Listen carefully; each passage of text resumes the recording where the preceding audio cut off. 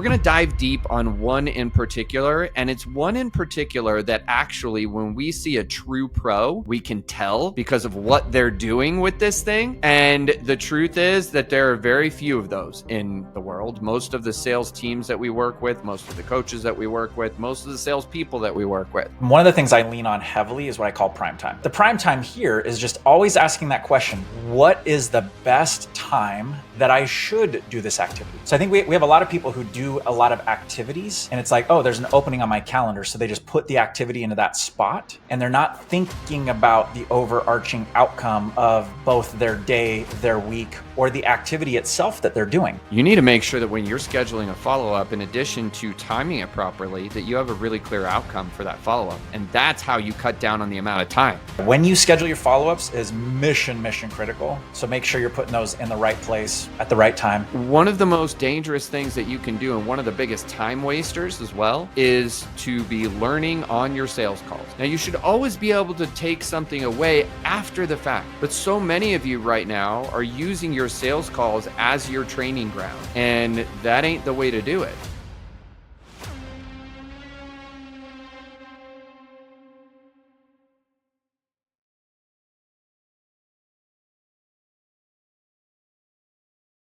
Welcome back to the Coaching Equation Podcast. I'm your host, Ryan Lang, CEO and co-founder of Empire Partners, alongside my co-founder and co-host, Brooke Bishop. What's up, Buenos dude? dias. Buenos dias to you, my friend. So getting in on some sales conversation today.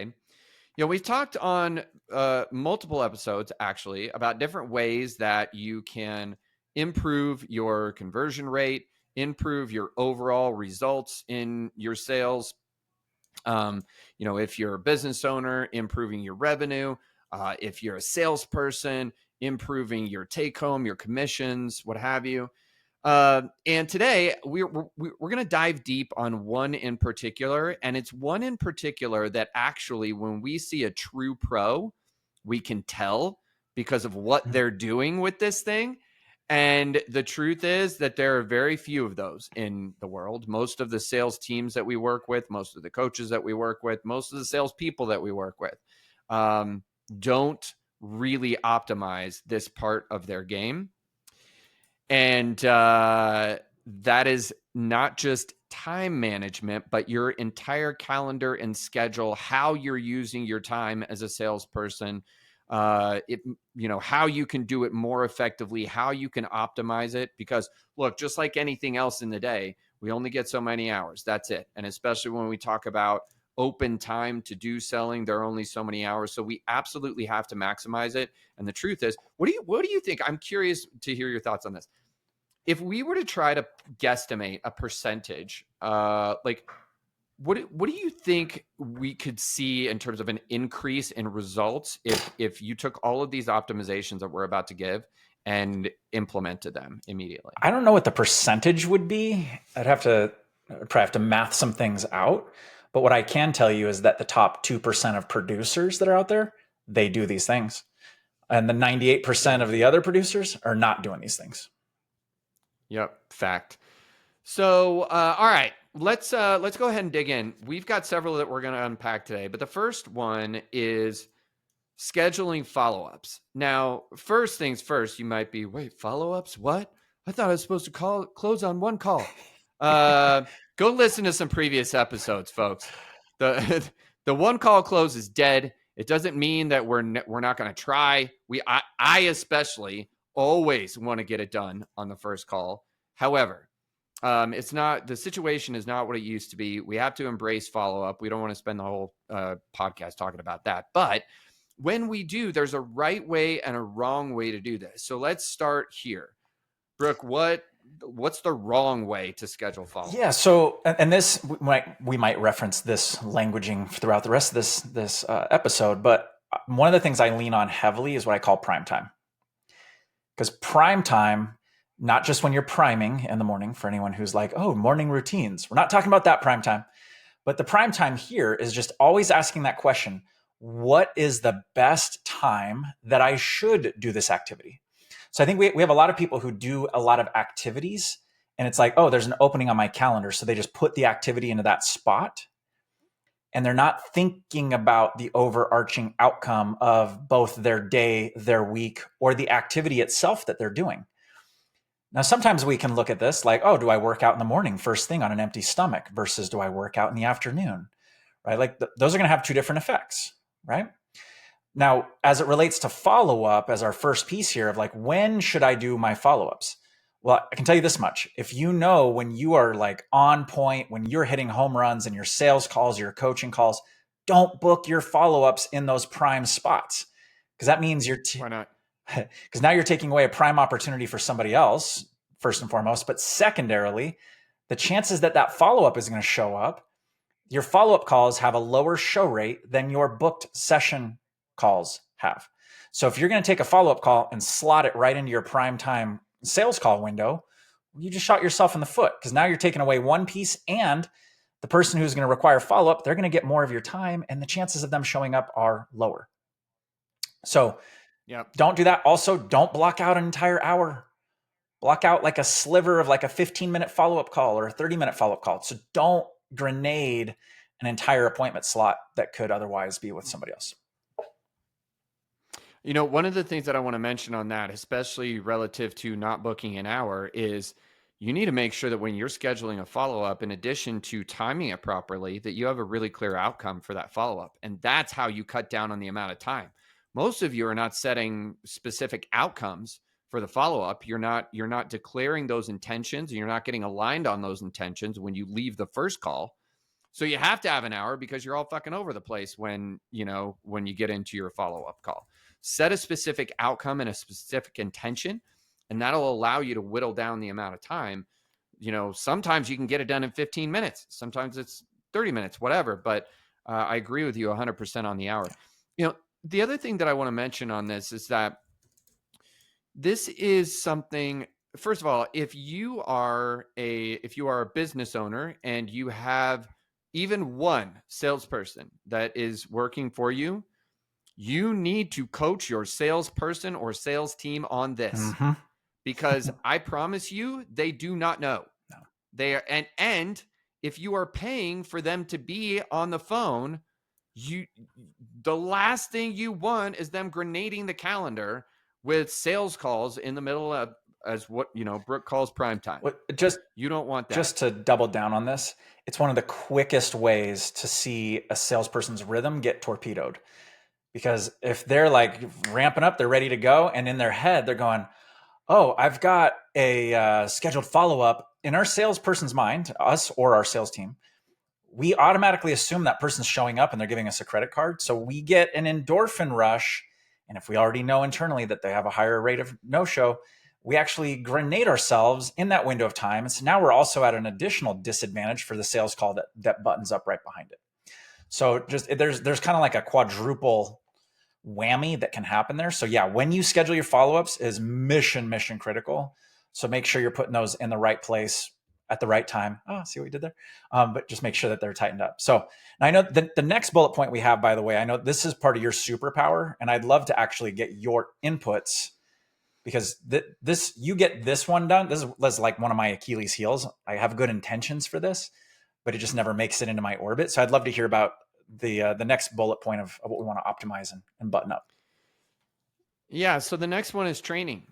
And what we find more often than not is that people are going into their calls and it is basically the equivalent of a rock star showing up at a 30,000 person venue that's sold out cold with absolutely no rehearsal time, just winging it and hoping for the best.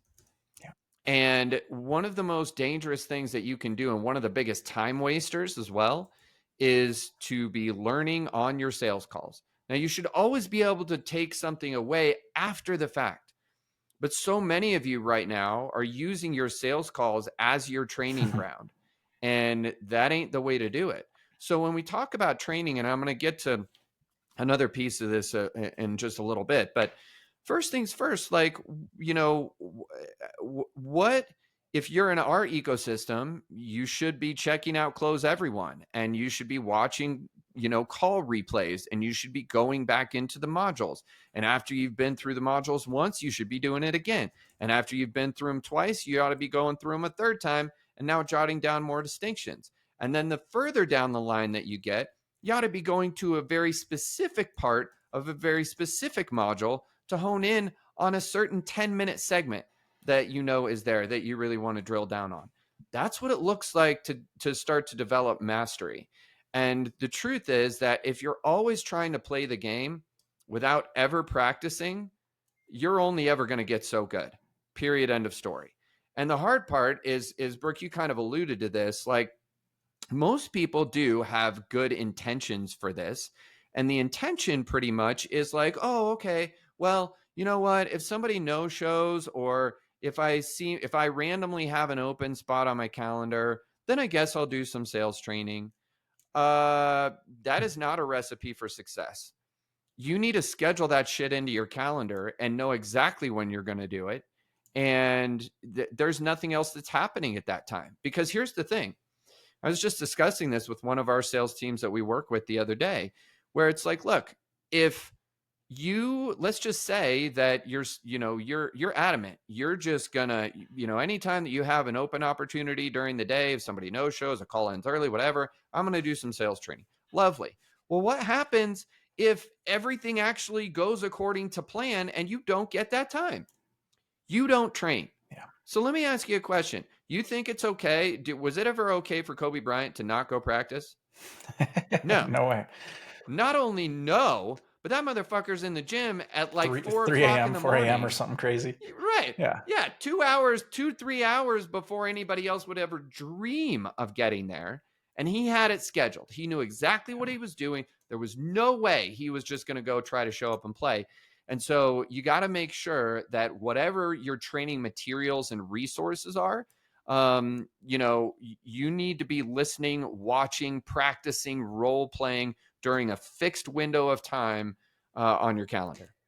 So the really interesting piece. So I mentioned the word prime time. I'm going to bring it up again. So I might give a different angle or a different twist on the word prime time. If you're using no shows, like if a call no shows and you go, oh, I'm going to do my training right now, I'm just going to be very candid with you. That is not income producing activities during your prime time. So your training should not be during the windows of the day where you're most likely to get a hold of people and move them forward. Like, yeah, but Brooke, I listen. I have to protect my energy, and I only work from 9 to 4. yep, go back to being a W-2 employee because you have a job, and if you're approaching it this way, you're toast.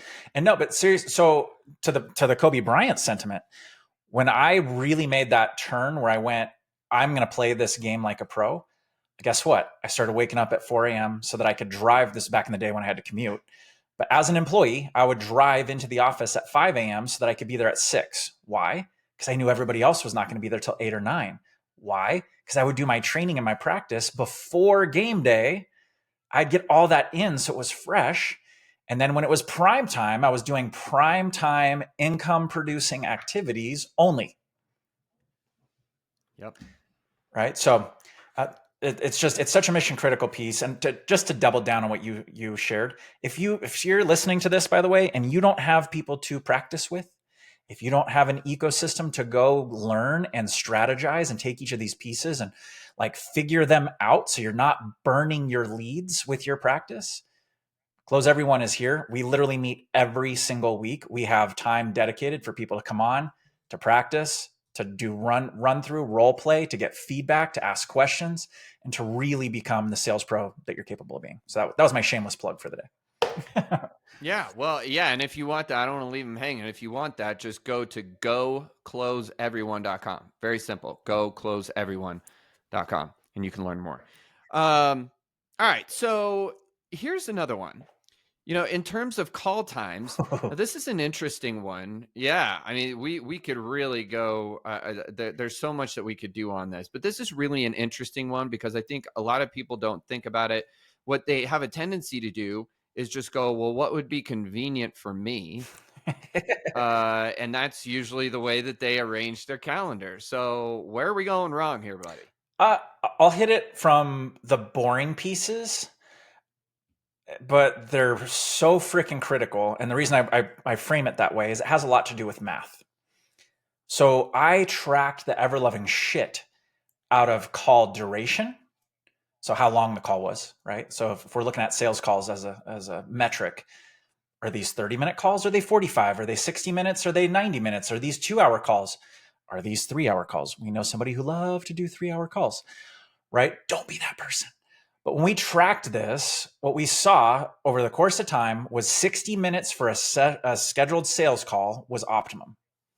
If you're running a 60-minute call, at the 45-minute marker, you should be turning that corner where you're laying out your offering so you have enough window of time to make a buying decision. If you're going beyond it, every single minute that went past that 60-minute marker, we saw a drop off of conversion rate. Okay, we've tracked this across, I don't even know how many hundreds, if not thousands of people, let alone sales teams. If you're going shorter than 60 minutes for your call, if you're really good, can you enroll somebody? Yes, you can. But what we saw, I actually tracked the crap out of it, of trying to do a 60-minute call in a 30-minute window. The conversion rates did drop. Not crazy, not as crazy as I thought, but here was the kick. As I went to doing 30-minute calls, which meant that I opened up my calendar for 16 sales calls a day, by the end of the day, I was just melted. There was too many stories, too many names, too many things that were just like in my brain. I couldn't personally hold on to that much information over the course of time. It just became, yeah, I'm running marathons. Yeah, I'm enrolling a lot of people. However, my personal experience got melted. So that was the first piece of make sure that you're scheduling things properly. Did you want to go a Yep. different route down that? Because I've got like 4 other angles I want to hit, and I don't know if we're having enough Keep time. going. Keep going. Okay, so here's the other big one, and this was huge. So when I had a sales team, I had about 60 people that were on my sales team, and what I saw, I had one person. Oh, they were the repeat offender. They loved booking their appointments on the half-hour marker. Now you might be sitting there listening, like, Brooke, you're a control freak. What do you mean you didn't let them book on the half-hour mark? Yes, that's what I'm saying. Why? Here's why. We get what we tolerate. And if they opened up their calendar and if they flexed for their prospects, for their leads to say, oh, I know we're supposed to schedule on the hour, and Brooke said, don't do this. And I know I'm supposed to book you at the 1:00 mark. I'm going to book you at the 1:30 because I want to be a really loving person who's going to flex for your calendar.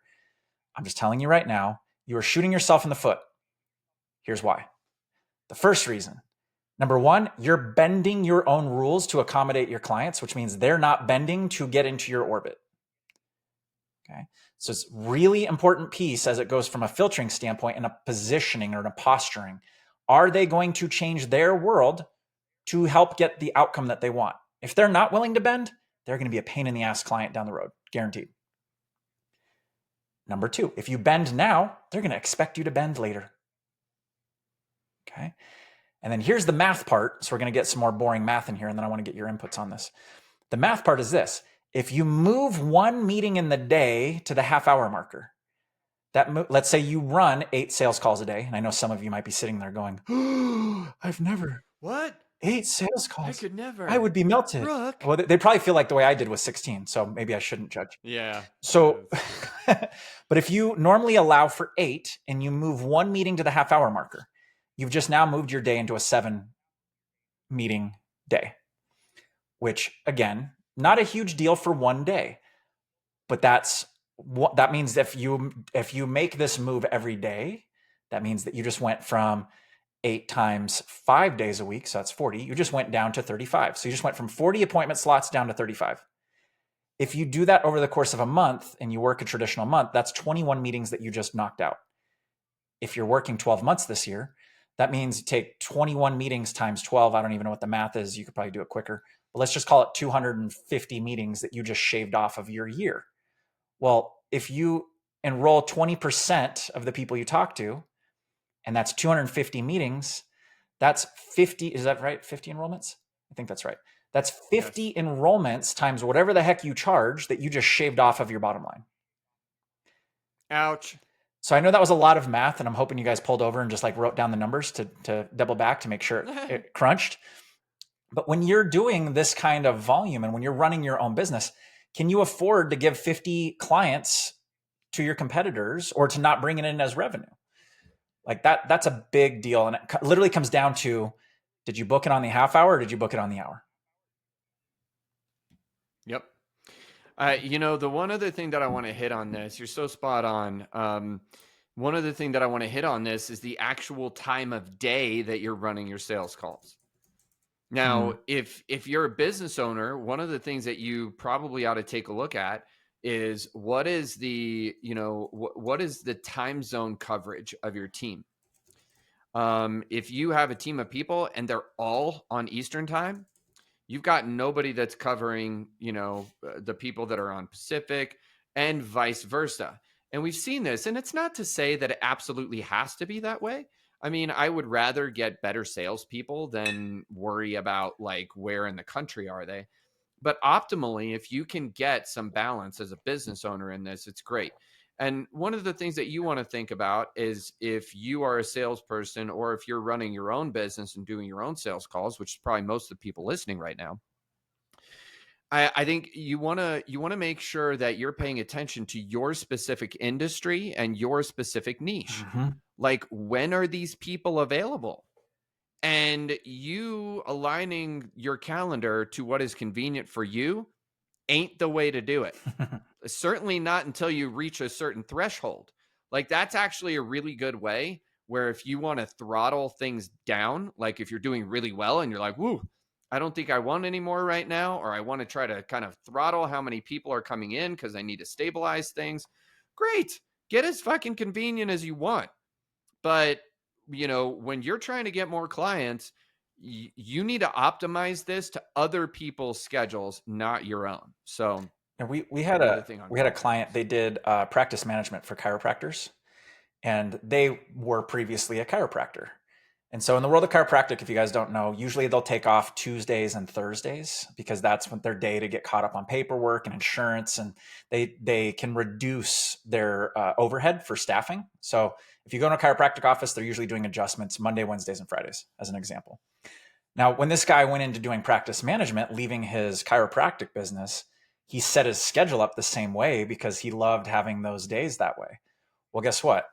He was taking off the time that the chiropractors were all taking off their time, and then he was working, and he couldn't figure out why no one was booking appointments with him because he was available when they weren't, and vice versa. So, yeah, what you just said, Ryan, really critical. Walk through the shoes of your prospects and figure out, when are these guys available and how do I structure things. Yep. Amen. Amen. All right. So stepping up onto my soapbox. Uh, this next one, you guys have, if you listen to this show, you've heard me mention this before, and you're going to hear me mention it a lot more times. And that is listening to your calls. So when we talk about scheduling, what set time do you have set aside to listen to your calls? Now, if we circle back to the training and say, okay, well, I'm going to kind of like weave that into my training time, fine. So be it. I'm good with that. But once again, this is another one of those things that people just leave by the wayside, or it's like, oh, I'll get to it if something else doesn't happen or does happen or whatever. And most people don't listen to their calls. I swear to God, if I had a nickel for every time I'm on a call with a sales team or with our clients, love you guys. And I'm like, hey, how many of you guys are listening to your calls? It's like, what? Usually there's that that one teacher's pet that's like, oh, me, I hey, did. I'm doing it, I'm listening. Everybody else is like sheepish, like, Don't pick me. Don't call on me. I don't know. Yeah. Look, man, if there are very few things that are going to be a better use of your time than listening to your own sales calls. And sometimes it's great to just grab a call and just listen and grab as much as you can from it. Other times, especially when you're focused on something specific, which, like, for example, when we do call reviews here, in our Close Everyone program, we give people a couple of very specific things that we want them to work on. Well, if that's the case and you've got something very specific, say I go, okay, Bob, I want you to go back and I need you to go deeper in discovery. Great. Well, now you can go hone in specifically on your discovery process, right? And I can go directly to that. There's multiple ways to do it, but this is really the equivalent of listening to or watching game tape as an athlete. Um, the best in the world. I mean, Tom Brady, obsessive when it comes to game tape. Peyton Manning, obsessive when it comes to game tape, right? The best of the best are watching not just what they're, to recognize what they're doing. They're looking at what their opponents are doing. They're listening. If you're on a team, one of the most valuable things you can do, listen to your own calls. But every once in a while, if you got somebody who's like on fire on your sales teams, go get one of those freaking calls and listen, find out what they're doing. Doesn't mean that you got to do it exactly the right way, but guys, we get farther faster together. So it's listening to your calls, listening to other people's calls, and making absolutely certain that you've got specific time carved out for doing that. And it's not another one of those activities that's just like, oh, I'll do it if, I get a no show. Yeah, no, I love that you bring this up because I know that this is like one of your many super duper powers. Back in the day when I was really frontline selling, we didn't have call recording systems back then. And so listening to our recorded calls consisted of us getting one half of of the conversation, right? Because it was back in the days of tape recorders, or we did have digital recorders, but it was always on one side of the call. And so there's so much technology now that can be leveraged to help support this. And if you're not using the tools to do it, like, dear God, I wish I could have. I wish we had that. It's part of why we honestly created the sales journals. Was what I had access to back in the day, and I know you as well. Is we would take copious notes on every call, and we were trying to hunt in the middle of the call to figure out what are the nuances and where should we hit the brakes and what's working and what's not. We had to really be mindful back then. Whereas now, I wish, I wish we had these tools back then. Oh my God, could you imagine being able to take the calls or get transcripts of your calls, or leverage AI to give you Oh, feedback on your calls? Or like, dude, it's a new world, yep. man. It's easy. Honestly, you're so right. And it's easier than it's ever been. Um, there's so many different tools that are available. And I think the other part of it is that, number one, it gives you less excuse Yeah. for not doing it. But we get way more than we've ever been able to get in terms of insights with the tools that are available. Yeah. And I just want to say one thing right now. Somebody listening to this podcast right now is like, I'm not recording my sales calls. For the love of God, please start recording your sales calls. No, don't not record your sales calls. And if you are a business owner and you have some people on your sales team, you don't gotta micromanage them at all. Please don't. Everybody who knows me well, yeah, please don't do that. That's not what I'm advocating here, but you damn well better know that those frickin' calls are getting recorded. You need to know. You need it for liability purposes, you need it for training purposes, and to take it one step further on the subject of being a pro, when you've got sales calls recorded, I can't tell you how much money I have made because I had call recordings, and when I went for my follow-up, I directly referenced exactly what was said in that call. In fact, I can't tell you how much money I've made like a year later. When I was back just selling, somebody else had talked to somebody 2 years ago. We had the call recording. I got to go back and listen to the damn thing, which I did. Most people don't, by the way. They just wing it because they're lazy. Go back, listen to the call recording, and it's like, oh, hey, I see, you talked to Joe back, in 2021. I got a chance to chat with Joe for just a second. He talked about how you really want to blah, blah, blah, blah, blah, blah. People are like, what? Dude, I'm so glad you brought this one up because just in reflecting back, the moment I told my team, hey, we're going to be recording calls, or hey, we're going to put call monitoring on, you saw them, all the blood rush out of their face and their butts puckered up.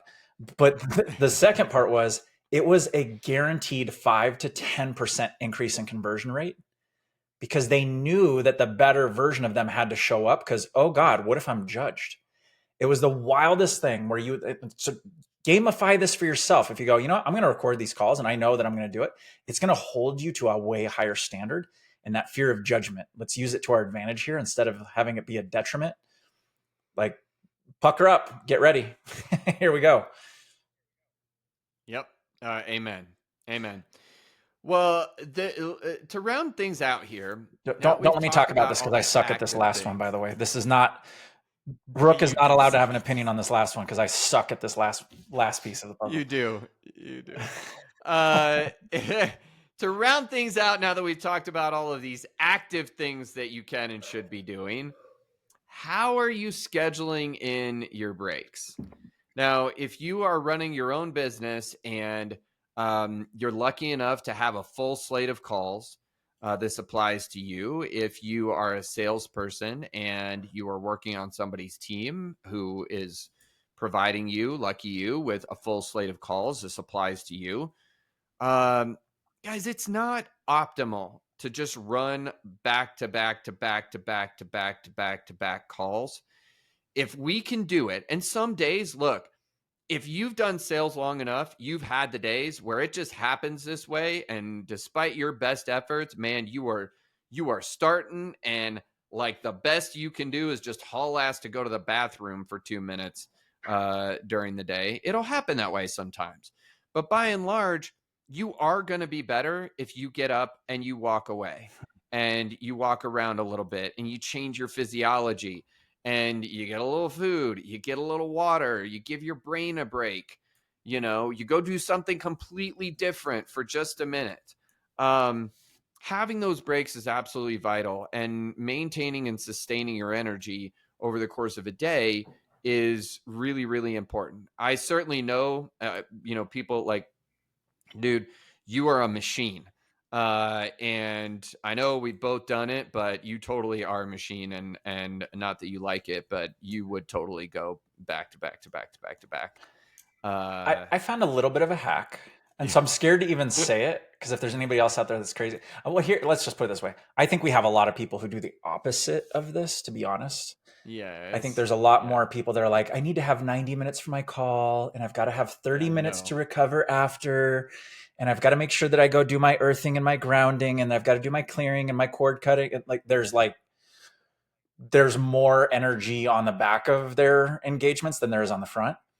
Um, Yep. if you're part of that camp, A good point. tighten it up, get more efficient, and then structure your breaks to support.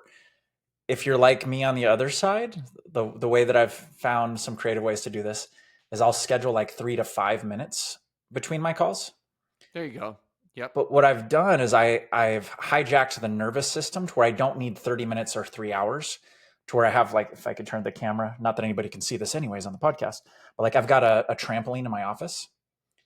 And so that 3 to 5 minutes, I will do what, most people would probably need 30 minutes to 3 hours. I'll go jump on the trampoline and crank the music and move my body as much as I can to try and reset the system so that my nervous system is not just getting racked. But yeah, no, in reality, and I'm saying this publicly, I know I could be better with my breaks. Somebody out there hold me to it. So this is how we're going to know if you're listening to this episode is somebody's going to be like, Brooke, you need to take more breaks. Well, I literally just made Carrie, our executive assistant, adjust my appointment times Mhm. because so I have been guilty of this lately myself, and I was like, all right, this has got to stop.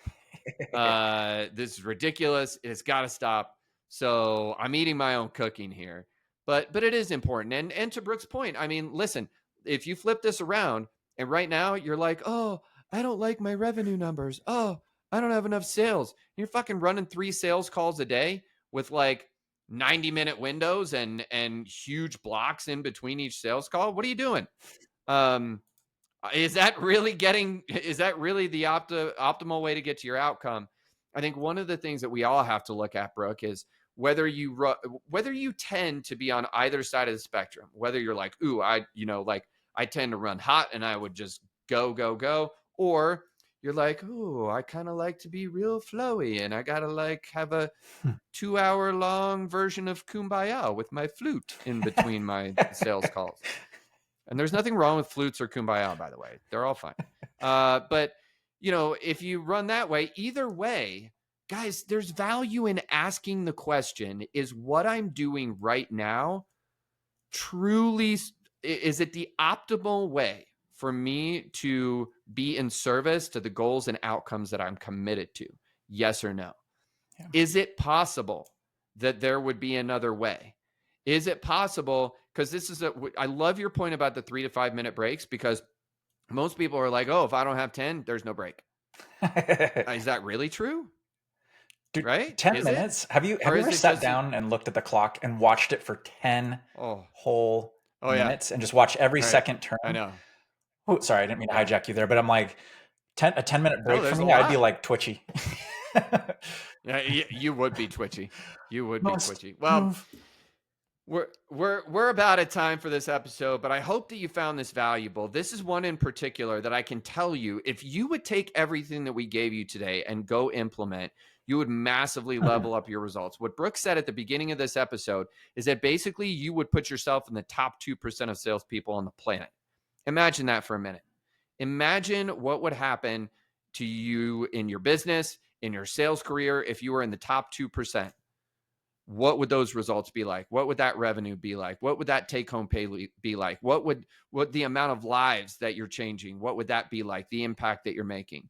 So trust us when we tell you this is another one of those things that sounds boring, and it's fundamental and nobody does it. So go back, listen to this episode again. Make sure that if you are driving or you're out for a run or something like that, come back and capture the distinctions and the notes from this episode so that you can start implementing this. And look, if you're not doing any of this shit right now, and most of you probably aren't, don't try to do it all at once. It doesn't have to be that way. Take one at a time and get one of them right.